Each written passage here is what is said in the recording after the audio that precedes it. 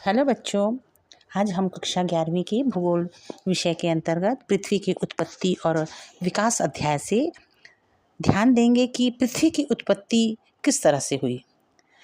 आइए बच्चों, जानते हैं पृथ्वी के उद्भव की कहानी बड़ी विचित्र है। संसार के विद्वानों ने अलग अलग तरह से पृथ्वी के जन्म की कहानी अपने ढंग से प्रस्तुत की है।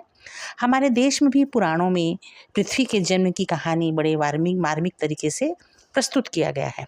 प्राचीन रोम, यूनान, अरब काल से अनेक दार्शनिकों व वैज्ञानिकों ने पृथ्वी की उत्पत्ति के रहस्य को जानने एवं समझने का प्रयास किया है।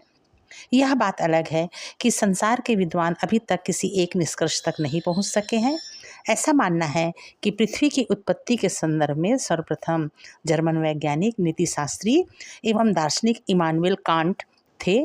कांट का मत को आधार मानते हुए संक्षिप्त संशोधन के पश्चात फ्रांस के महान गणितज्ञ, भौतिक शास्त्री और खगोलविद पियरे सिमो लाप्लास ने निहारिका परिकल्पना को प्रस्तुत किया। इस परिकल्पना का लाप्लास महोदय ने अपनी पुस्तक ब्रह्मांड व्यवस्था का प्रतिपादन में विस्तार से प्रकट किया। इस सिद्धांत में सौरमंडल की उत्पत्ति का आधार निहारिका को बताया, इसलिए सिद्धांत को निहारिका सिद्धांत भी कहते हैं। लाप्लास के अनुसार अतीत में ब्रह्मांड में एक विशालकाय निहारिका भ्रमणशील अवस्था में थी।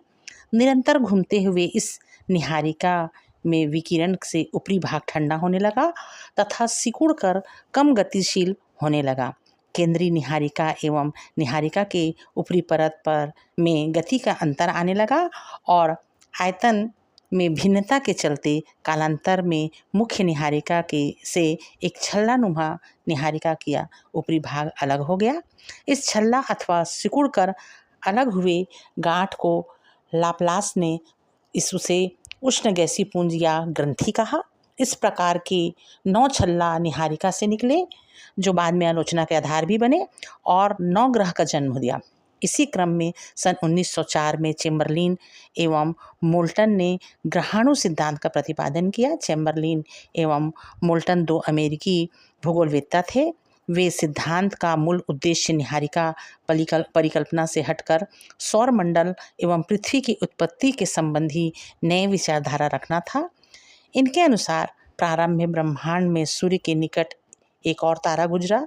इस तारे का मार्ग सूर्य की दिशा से विपरीत था। जब यह तारा सूर्य के पास से गुजरा तो सूर्य पर ज्वार आने से उसका कुछ भाग तारे की ओर आकर्षित हुआ और आकर्षित पदार्थ दोनों तारों के मध्य ब्रह्मांड में इस तरह ग्रहाणुओं के रूप में बिखर गया। तारे के सूर्य से दूर चले जाने के पश्चात ग्रहाणु आपस में टकराकर व घर्षण से उष्ण होते गए। इनके नाभिकीय केंद्रीय भाग के निकट एकत्रित होते गए। इससे भांति केंद्रीय इस पदार्थ का भार एवं ताप भी बढ़ा। एक आकर्षक विधि से एकत्रित पदार्थों भौतिकी के नियमानुसार छोटे छोटे ग्रह बने। इन्हीं ग्रहों से सौरमंडल की उत्पत्ति हुई। इस क्रम में पहले सन 1919 में जेम्स जीन्स के बाद सन 1928 में जेफरे ने इस मत का समर्थन किया। यद्यपि कुछ समय के बाद के तर्क सूर्य के साथ एक और साथी तारे में होने की बात मानते हैं। ये तर्क द्वैतारक सिद्धांत के नाम से जाना जाता है। रूसी नक्षत्रवेत्ता ऑटो जे शिमिड व जर्मन के कार्ल वाइजलास्कर ने सन 1950 में निहारिका परिकल्पना में कुछ संशोधन किया, जो पूर्व परिकल्पनाओं से भिन्न था। ऑटो जे शिमिड की अंतरतारिकी धूल परिकल्पना सिद्धांत को पर्याप्त मान्यता मिली, क्योंकि इनमें ग्रहों व उपग्रहों के निर्माण में ऐसे पदार्थों की व्यवस्था को आधार माना जो आज भी ब्रह्मांड में पाए जाते हैं।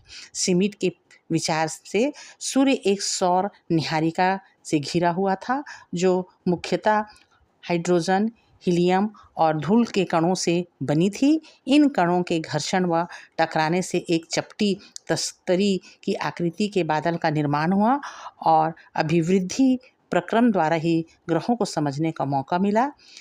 वाइजास्कर ने सूर्य की रचना कॉस्मिक धूल से मानी है। धन्यवाद बच्चों।